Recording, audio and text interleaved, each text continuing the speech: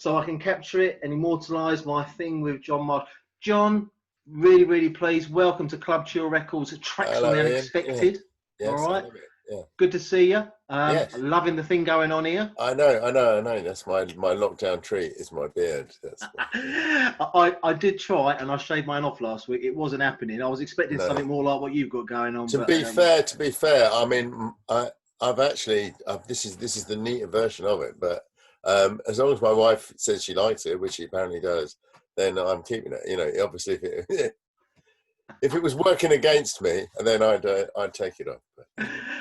Jon, just before we get stuck into music business, and I'm looking forward to this. You know what I mean? I thought you'd be interested as one of the guys to talk to about tracks that we wouldn't expect in your record collection. Yes. What you've been doing throughout the day? Because I know you're in Cornwall, place that I love. Okay, Run us through your day, please. What, my actual day today? Your actual day. My actual day today involved a long dog walk on a beach, first thing, which was really, really lovely before all the people get there. Although the weather's so bad today that no, I don't think anyone's on the beach. My kids are in the sea at the moment surfing, though, so that's cool. You know, it's just surfing. It's north Cornish coast, so it's rough, and it's, you know, it's not a swimming beach, surfing beach, so that's cool.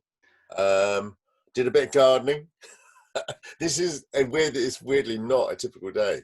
And then someone else who's staying nearby, it's their birthday tonight, so they've gone out to get fish and chips for everybody, which would be really cool. So after this, I'm tucking in. I mean, you know, you couldn't get a much better day, really. It's pretty good. Yeah, wonderful. The other thing I meant to say is last week, a few months ago, you sent me a load of tracks, unreleased beloved stuff, you know, right? Yeah. Which I love. Really appreciate that. Now, am I correct? I was playing there's about 5 or 6 different Sweet Harmony. Yeah, no, they're not so much unreleased as they're now available. Everything that I gave you at the time is now actually all on streaming sites and things like that. Pretty much all of it is.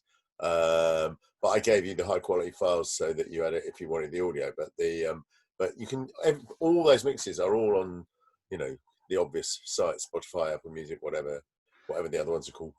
What are the other ones called? Dweezer. Yeah. Well, that was my question, because I knew you was in the process of doing that, and I knew you had loads and loads of stuff, right? Yeah. But did I hear, unless I've misunderstood, that there was some new stuff or some other stuff coming out or something? Okay, yeah, no, there's as luck would have it, it's 30 years since we released Happiness, which is the album that had Sun Rising and Hello and all those things on it. So we thankfully remastered that at the very start of the year, so we had it all done already.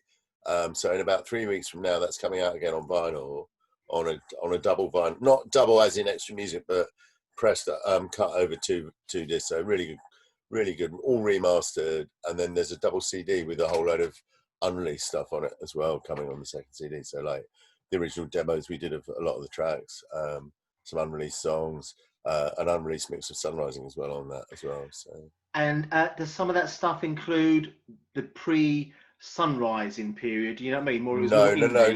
No. We did that at the end of last year. So that I'm kind of being dragged backwards all the time into my past. But you know, it's nice looking back. But it's, my God, it's a long time ago, and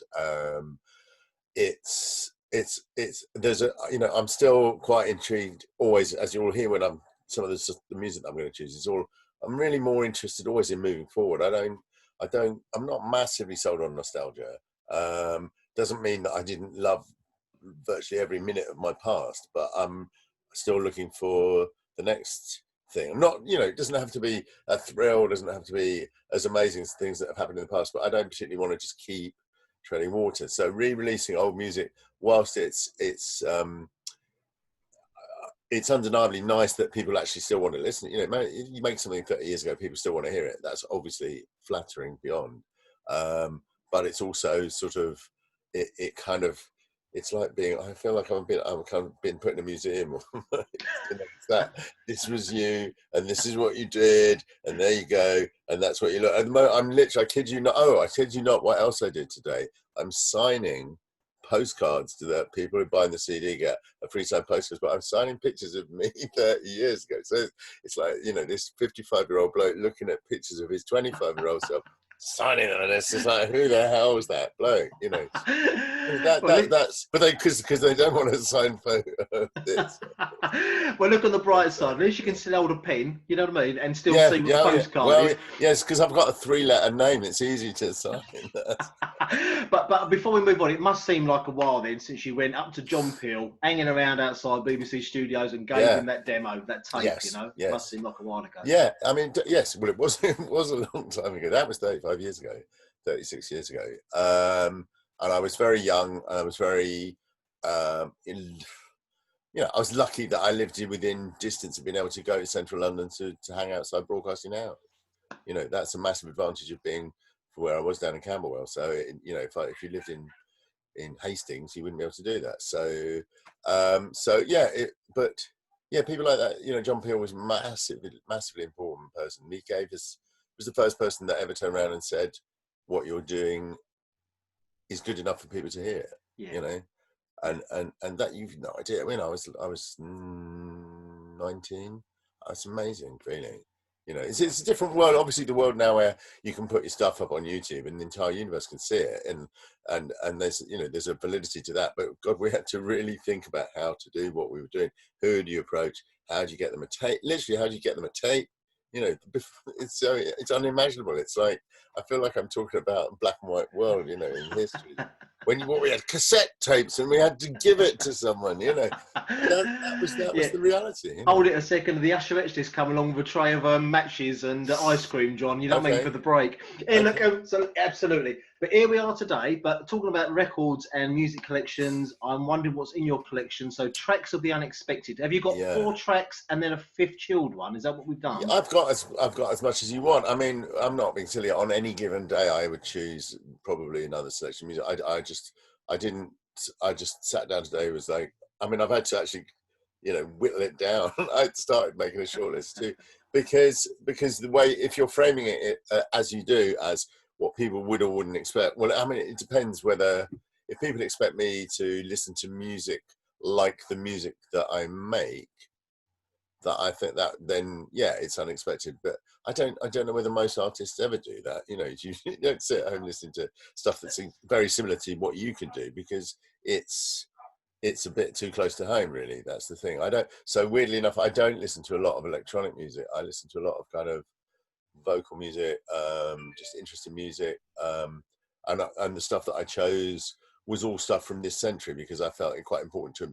It's very easy to go back into your childhood and pick the things that you loved when you were growing up. But absolutely fine. So what's the first track and the context and why you've chosen it? Tell us a bit about that, please, John. Okay, I would say Young Fathers, who people are hopefully aware of. They won the Mercury Prize, I think, in about 2013 or whatever. They're from Edinburgh, very rhythmic, very tribal, very, very powerful music. And I saw them when probably about 2014, 15, maybe, I don't know. They were on the BBC's Glastonbury broadcast, and I'd never seen them play live, and they just blew me away. It was just so primal, rhythmic, reminded me a bit like of stuff, weirdly enough, like Joy Division, the power of the music, but actually they're coming from a much more kind of sort of vaguely rap area, I suppose, is what they're doing on top of it, but actually it's sort of beyond that. Very, very cool. So a track called Rain or Shine by Young Fathers. Young Fathers. And do you know much about the band, John? Where are they from? Yeah, they're a 3-piece band from Edinburgh. Like I said, their first album won the Mercury in about 2013. Yeah. And this is from their second album. And when was it released? 2015. Actually, I've got looking at my notes. It's 2015, and I just remember we really, they're a band that I really want to see live. I mean, I go to quite a lot of gigs now because I find the energy of that is really. I find the energy of live music actually as exciting as the energy I used to get from clubs. Okay. And I don't really get it so much from clubs anymore because I feel that. I don't know. I probably just spent too much of my life in clubs. There is a point at which it's sort of, it's more of the same. But you go to a gig, it's a unique experience. That's the thing. So I'd love to see them live. and they're the kind of band that when I go and see the occasional gig, I'm probably the oldest person in the room by quite some. You know, I like young people's music. I just want, the energy of it, seeing how it works for different people. You know, just out of interest, if you're back in London and you're going out to see a band, what was some of your favourite venues, John? Where'd you like to go? Islington Assembly Hall, which is walking distance for me. Right. So it's the Islington Town Hall, really good space, about 900 capacity. Can stand downstairs. You've got a good sight line from everywhere, so you can see, and it's a small room, so the sound is really good. So I've seen quite a few things there in the last couple of years. That's been really good. Heaven, weirdly enough, it's the old club under the arches that they use it as a gig venue as well in the early evenings. It's sort of, they get you in quite early and then they get you all out by 10:30, so the club crowd can come in after. But I've seen people like Public Image there. I saw John Grant there. Saw Fortet play there a few years ago as well. Caribou it's a really good sound because it's a club system. Yeah. So it's a great venue for gigs. And again, I live in central London, so I cycle to gigs. How great is that? There's no worries about getting. I don't drink anymore, so I'm safe on the bike, and it's like don't have to get a cab home or nothing. It's great. Excellent. So just so people remind people throughout the week, these sessions will be on the YouTube, the Club Chi YouTube channel, and I will be putting up some of these tracks, John. You know what I mean? And put them in context of what you're saying. Yeah. So track number 2, then. What else have you got? Okay.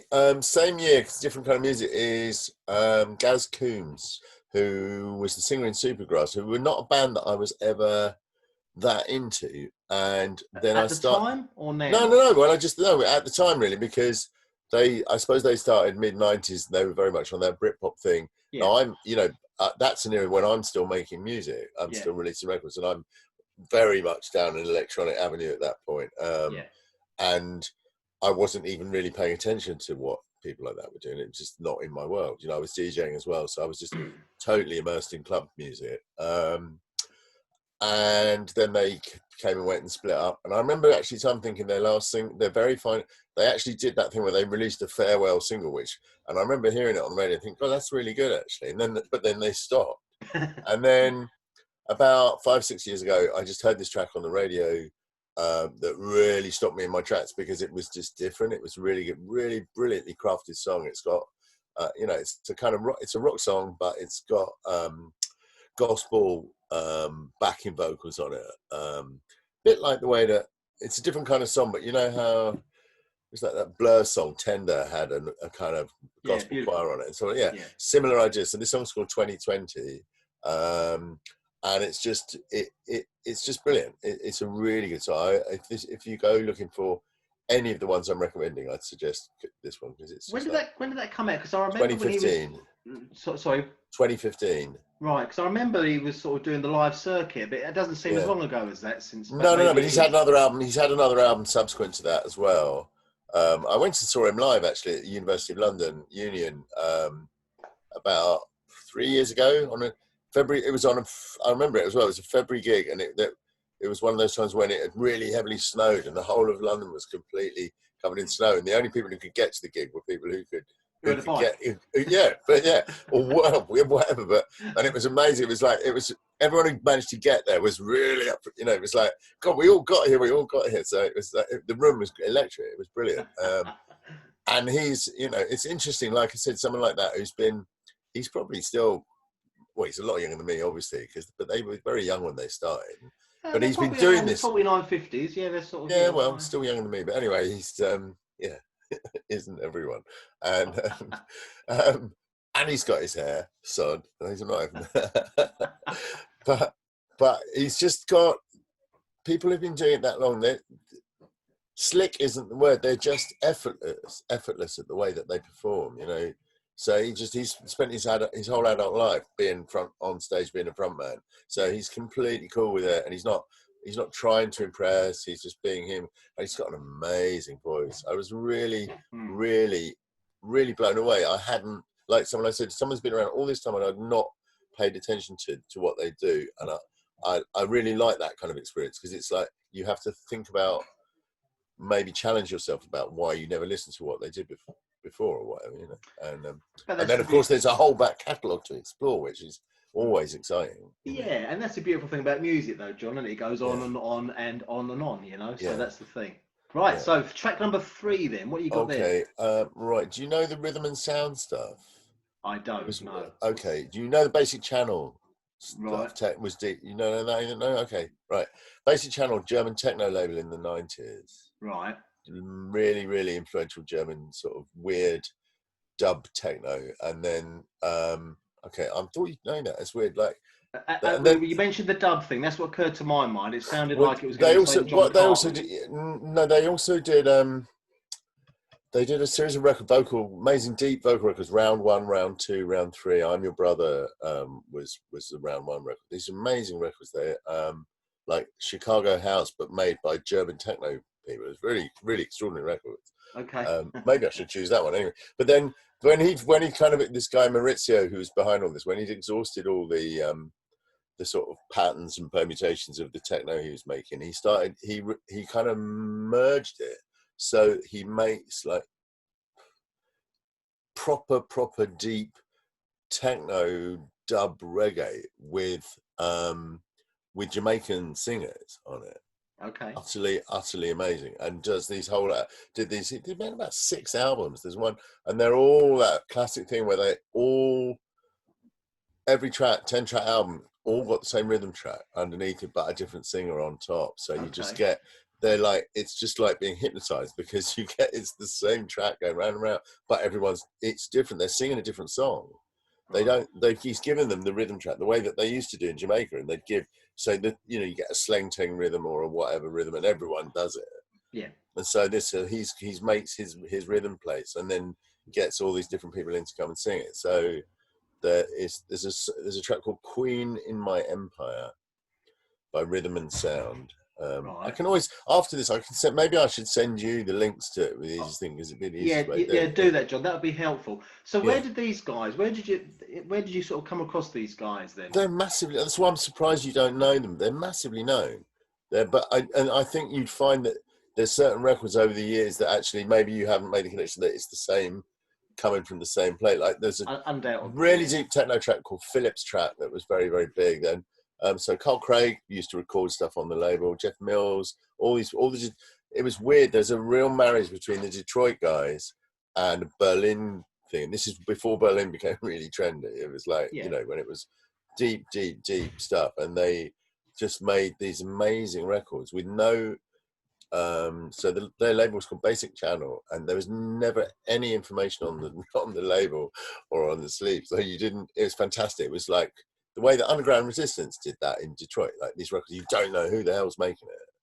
But after a while, you realised, I'm literally, when I was DJing, if I went into a shop and there was a new one on the label, I'd buy it without listening. It was that good. That was how powerful this stuff was. And I used to be able to play them at Ministry in the middle of like kind of garage sets, and then you just suddenly drop this extraordinary tracks underneath, and they didn't sound like anything else, you know. So a Tony Humphries could play it, or Danny Tenaglia could play it, and I mean, or even a Dave Pearce would have played it at various points in time, but probably not.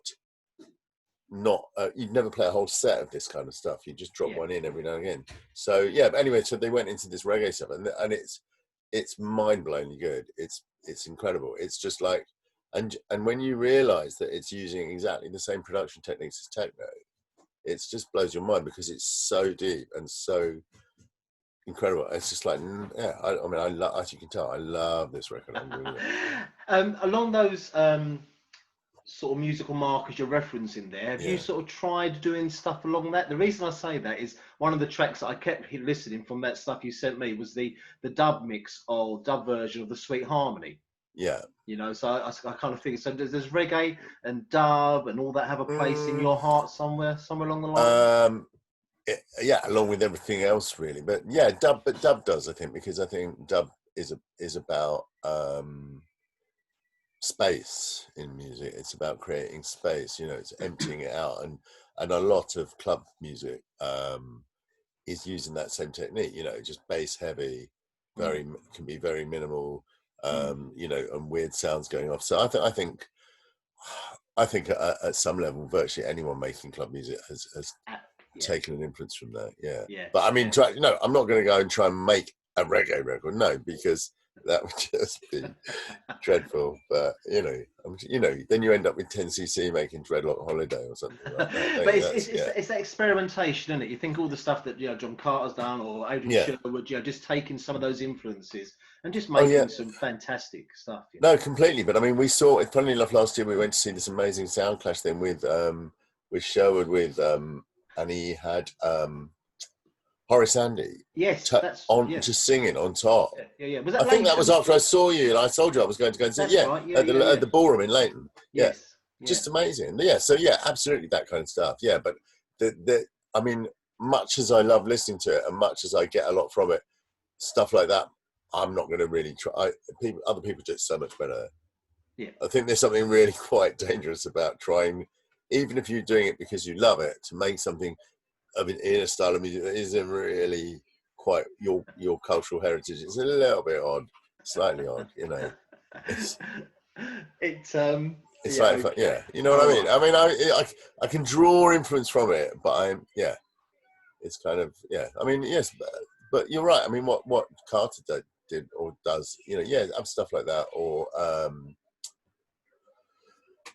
I don't know. Funnily enough, going back to the Young Fathers record that I referenced at the start, that draws influence from it, and they have elements of that going on in their music, but they know how to use it in a way that I couldn't really ever. I understand that. Yeah, okay. It's right. Track number 4, John. What have you got? Oh lordy, I feel like I'm striking out in all the choices. Do you know Moses Sumney? Contemporary singer? No, that's not okay, right, no. Okay. That I think something that's my favourite record of the year this year so far, and would have been was the next just when lockdown was called, that was the gig that we were supposed to go and see that week, and we never got to go and see it. And he was playing at Hoxton Hall, which would have been incredible because he is just insanely amazing American singer. He's only about 30, and it's his second or third album, and he's got a vocal range that is just amazing. I mean, it's all about his voice, all about the voice, and he does a lot of electronic stuff, but he also can just do the track that I was thinking, this song called Polly, that is like just beautiful acoustic guitar and him singing. Could be a radio. It sounds, it could be a Radiohead song. It could be a Beatles song. It's sort of timeless. But he's a Black American contemporary singer making this music that doesn't. You can't tell what sex he is really from his voice. It could be a woman. It could be a man. It could be black. It could be white. You really can't tell. It's just so beautiful, so amazing what he does. And so he would have been my. I don't know whether. I don't think they cancelled the gig. I think they said they'll try and reschedule it for next year. But I mean, who knows? Who knows? They didn't give us our money back. Let's put it like that. It was. And where did you come across Moses? Where did you come in? Again, just one of the. Sometimes I don't know. Sometimes in life you just find enough people in your circle, or enough journalists that you respect, or enough DJs on the radio playing a certain person, and then you reach a tipping point where you kind of go, I really like that. It's sort of you need to hear it. Maybe you need to hear it half a dozen times before it really drops, because it isn't that instant. The music isn't like, it's not pop music. It's not an amazing rhythm track. It's actually quite subtle and really beautiful. But then once you're in it, you'll always love it. It's that kind of music. I mean, it's almost as beautiful as something like. He doesn't sound anything like Joni Mitchell or Carole King, but in his own way, he's got that sort of beauty and simplicity about his singing, and he doesn't sound like anyone. Once you hear his voice, you might not like his voice, but it doesn't sound like anyone else's voice, and that's something as well. Just out of interest, I mean, I'm a drummer, so if I hear music, the thing that I will will lock onto, the thing that most gets attention is drumming, right? Yeah, the percussive sound. You're a vocalist, but you also make music. Where do you go to first of all, John? Is there? I started as a drummer, though. See, I was a drummer. I was a drummer. Yeah, I was a drummer. Yeah. I was a drummer. Yeah. Oh yeah. I fought my way forward, and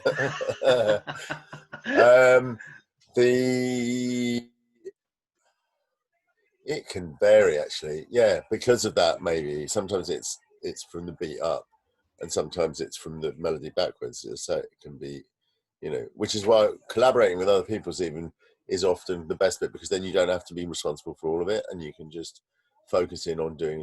And sometimes I'm asked to do just a vocal melody for people, but sometimes it's the other way around. They'll ask me. I still got asked to do just like rhythm tracks for people and stuff, and I mean, a lot of it doesn't ever get anywhere. But I mean, I'm always collaborating on quite a lot of projects with people. I don't, particularly advertise it, and it's not a selling point for someone's record, but the creative side of working with other people is always the fun bit. Well, hopefully there might be something that we can do Club Cheer Records with you, John, sometime. We've got a couple of bits. Working with Terry Farley on a track at the moment, obviously the Marshall stuff, the Jungle One. Well, stuff. Terry has been every now and again attempting to get me to do a track with him and Leo for a long time. Was it Leo Esther? Well, it might be not with Leo, but who else was he working with for a while? But anyway, he keeps, every 2 years he'll come up to me, he'll be after me and say, right, we're supposed to do a track together, and I'm like, yeah, okay, so go get me the track, send me something, and then we'll carry on from that. And he never love Terry. He's top bloke. We're working with a great guy at the moment called Wade Teo. Really good, nice studio, and some nice stuff working out. So just maybe, John, that would be absolutely fantastic. Yeah. Anyway, we'll talk about that. But good to hear, that it's still of interest to you. Yeah. Right. The next track, the chill track then. You'll know this. Right. You better know it. Sylvester. Right. I Need Somebody to Love Tonight. Anything. And Dave Pearce was talking about Sylvester. Did that trigger it? Wasn't that track? No, it was that track. Was it? Yes, it was last week. Because then he started talking about going out to the New York to the clubs and hearing that track. Anyway, continue. Why? And hearing that out. That's not. Well, it's not a club track though. Not for the chill track. But he was talking about this whole Sylvester. But tell us about your reason why you selected Sylvester. Because the first time so you know the track. Yes, I do. Yeah, I know a lot of Sylvester stuff. Yeah. So the first time I ever heard it was dropped as an end of night track but I think by Dr. Bob Jones, but it might have been a very young Giles Peterson, I don't know, one or other of them, at a party, a proper acid house party in someone's private house in Kingston in about 1989 or maybe 1990, and it was really, really, I remember at the time the rumour was that it was some celebrity's kids' house or something like that, and we all went up this weird private road and ended up in a marquee in someone's garden. It was very, they had a marquee though. certainly not legal, but it was it was amazing party. And then it was one of those ones where literally you didn't realise that it was daylight, and it was and then this record came on, and I didn't know it, so I didn't know this track at all, never heard it before.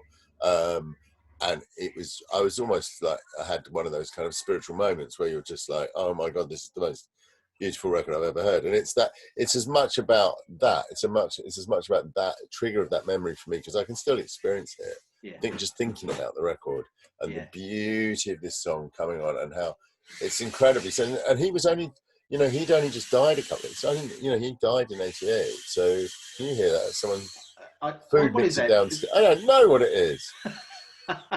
guys, I'm on live on Facebook. Stop it. Like the strimmer. No. I'll shut the door. Just while we digress quickly, because since people have known that we were doing this with you, we've had two people email me directly. Well, I think one's a text actually, referencing Sunrising and how important that song is for them as that spiritual moment, John. And I certainly relate to that. Absolutely. It was just that thing.